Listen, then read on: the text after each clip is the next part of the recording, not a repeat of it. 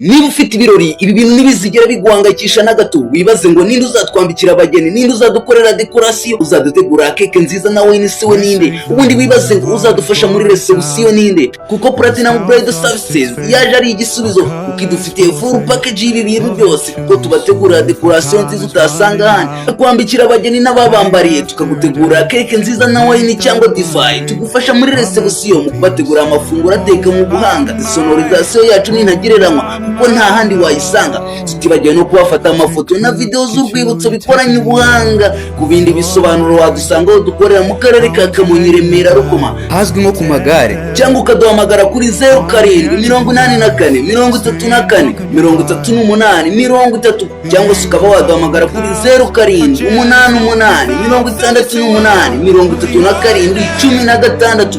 Platinum Bridal Services, ibirori byawe tubigira ibyacu. Ese muvandimwe, wumvise icyongereza basi kigiye? Ngenda mena nawe se ahubwo wowe muno kino gihembwe byagenze gute? Byagenze neza cyane. Se muje wowe English urayimena? Ntabwo ko gisubizo yabaye wanyuma byagenze gute? Shaze teacher wacu yatwibye amanota. Ugera kubeshya abaticha Ntabwo ndi kukubeshya. reka kubeshya abaticha Ntabwo ndi kubabeshya. Abaticha bakuye amanota Ibi nkoti urangasa no kuvuga nje kuzana donate. nase bayakwiziye kuri Jye cyambe yewe ikimuka cyane kugira ngo mbyeme. ariko sha mu ruhengeri ko bari gutanga English. Wowe ukabuya ni Kigali nkaba mbona umuzigazo waje bakakobwa ahubwo ino telefone y'igusona ni ya ni la poposho bivuga natabivuga oya yime ngata tube twiga guhera mu gitondo kwicaye twiga nta kintu turakoze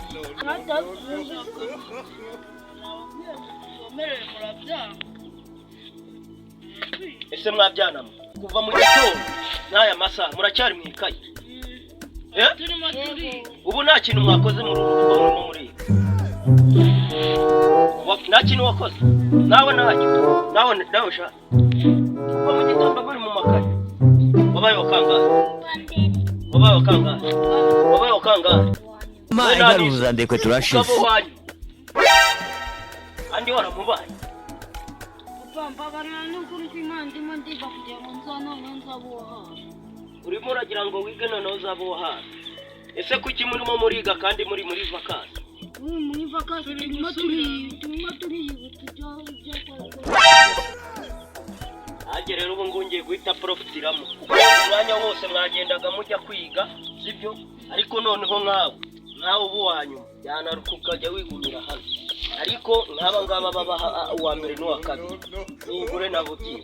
Ubwo rero ngiye guhita profitiramo muri Vacas iki kiruhuko. Arya muzasubira ari kwiga ryari sha kwa cyenda ni n'igihe kinini, hato mutazaba amahirwe kabunga. Ngiye kubakoresha kumva ngiye kuprofitiramo, ngiye kubakoresha wowe umurimo wawe profitiyemo. Dore igihe mwahereye mwiga sibyo, imirimo nyikorana nanga amafaranga y'abakozi sibyo, ndimo ndabahigira amafaranga y'amanirivare sibyo, n'ibindi byo kwishuri nyine.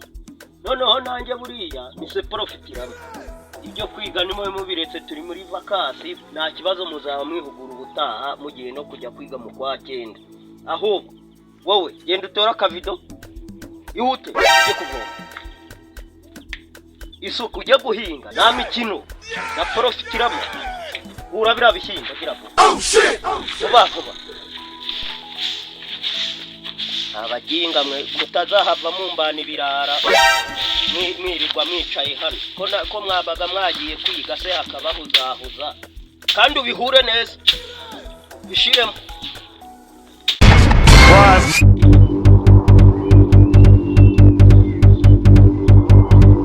It was at this moment he knew. He fucked up.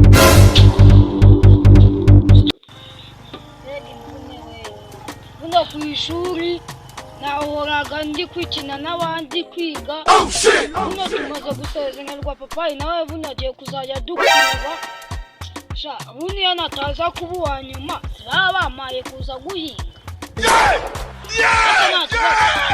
nadukunda tugahura ubundi papayi ubundi je niyo nikundira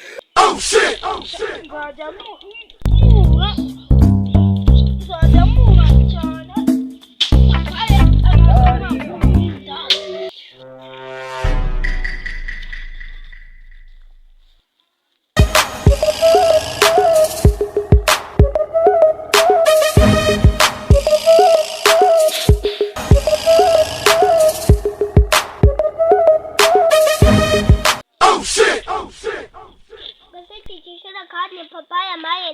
Jesus is Lord.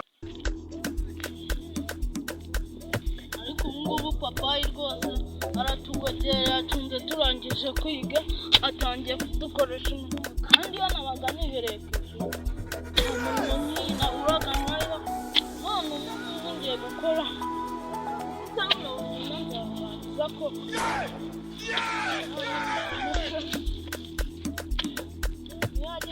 reba naba ari guhaka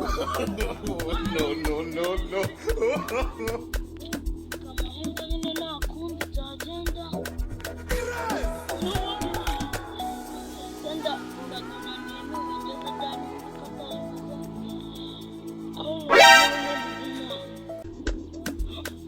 kandi wabona aje akambwira ngo nkurangize wowe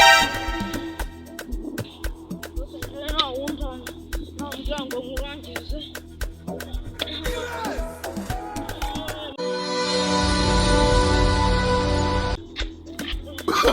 No.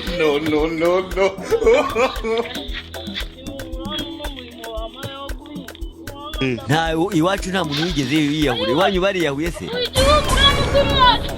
papayi kunyitabara papayi bimeze bite mumbwira bigenze gute avuye guhinga ahita utavuga ngo wamuha akazi kavunanya ageze hano ahita guhaza nagasanzwe ku ishuri ntabwo byamufata inkaruza ndekwe turashize sibambwa nzerekeza heba ari bitewe nawe oya wimukubaganya ubu ngubu byose bitewe na hariya ahantu ahinze si wowe Wetin be this? Jesus. Blood of Jesus.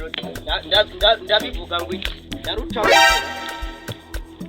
oya mumbwire ndaruca gute rega ni munabara nanjye se urya amazi urumva banyicara iyo bagiye mu kiruhuko mba profitiyemo abakoresha nabigenza ute ukena nyine si igihe wabizanye ariko reka ndeba ahantu ahinze atumye gw'igihumure gutya akarinda niyo yindaga uramenye ako kantu ni kabi